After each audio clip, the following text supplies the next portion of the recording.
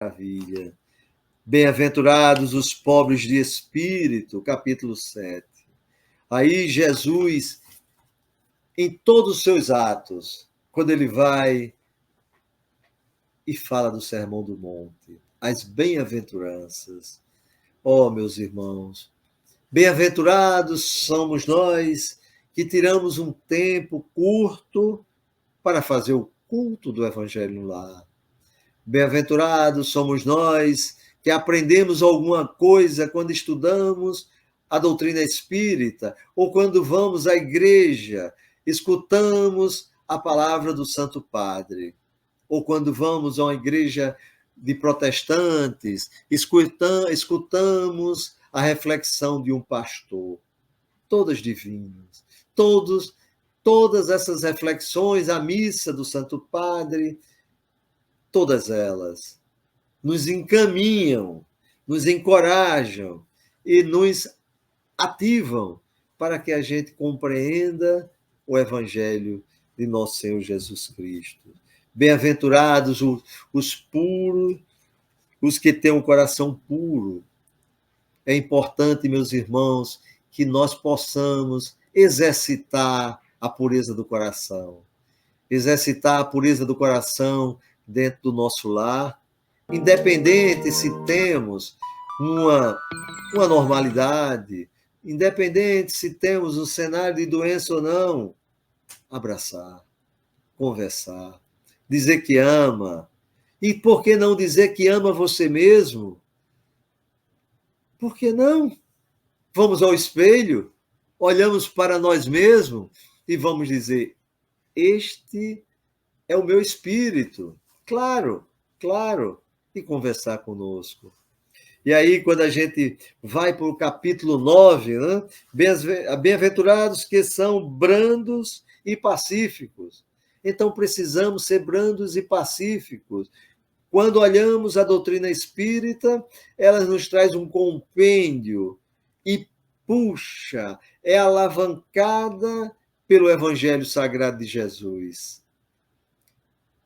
Oh, que dádiva maravilhosa, meus irmãos. Nós não podemos perder a oportunidade divina de entender o Evangelho.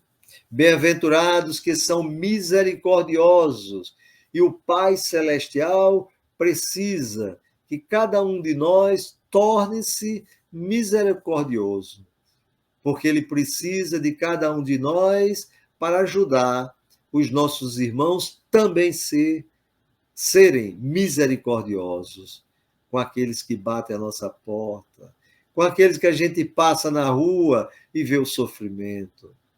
E nesse caso, meus irmãos, se a gente compreende a doutrina espírita, ela vai nos ensinar, vai ser uma ponte, uma contribuição para entendermos o Evangelho.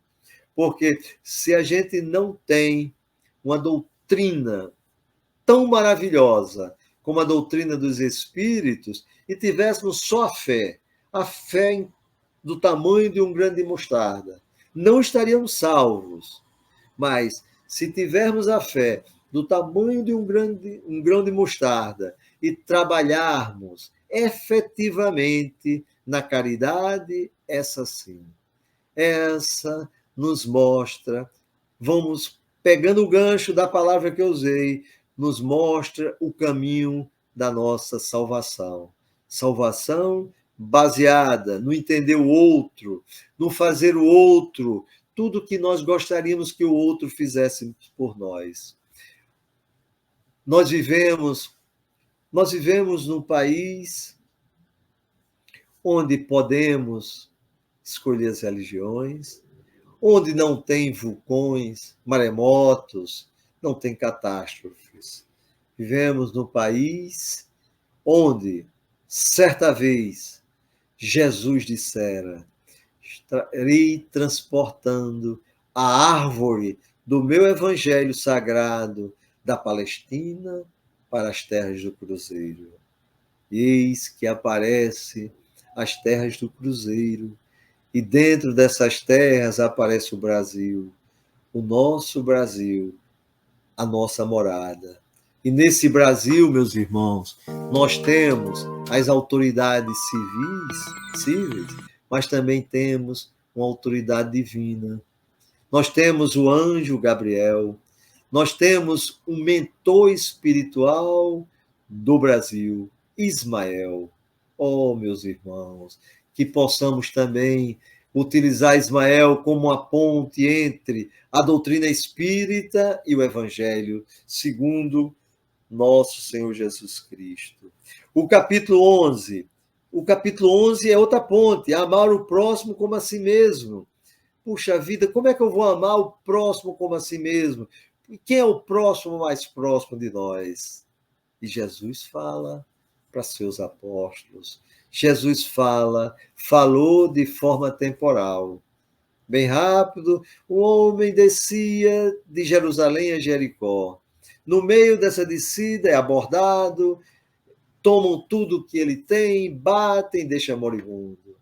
Jesus olhando para seus amigos, discípulos, irmãos, para falar do próximo mais próximo. Aí diz, por ali passa um sacerdote. Não teve muito tempo, porque tinha alguma coisa a fazer, passa pelo homem moribundo. Fala do levita, mas fala de um outro, do samaritano. O samaritano que também é ponte entre nós e o reino de Deus. Ele desce da sua montaria e acolhe aquele como seu irmão. Acolhe aquele como seu irmão. Então, para que a gente possa estar convivendo dentro do Evangelho, entendendo a doutrina espírita e, dentro da doutrina espírita, como uma contribuição para conhecermos o Evangelho, nós temos que amar o próximo como a si mesmo.